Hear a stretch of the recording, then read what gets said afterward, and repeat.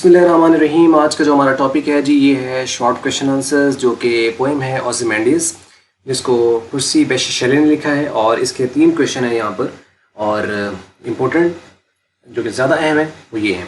तो आइए हम इनको देख लेते हैं। पहला क्वेश्चन है, what did the traveller see in the desert. उसमें जो ट्रैवलर था उसने डेजर्ट सहरा में क्या देखा। The traveller saw the wrecked statue of the king known as Ozymandias.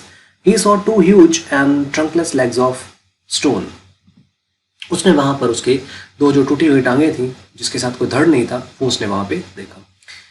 दूसरा क्वेश्चन है, what words were inscribed at the bottom of the statue, यानी जो उसके ऊपर जो कुंदा थे, जो अल्फाज थे, तो वो क्या थे।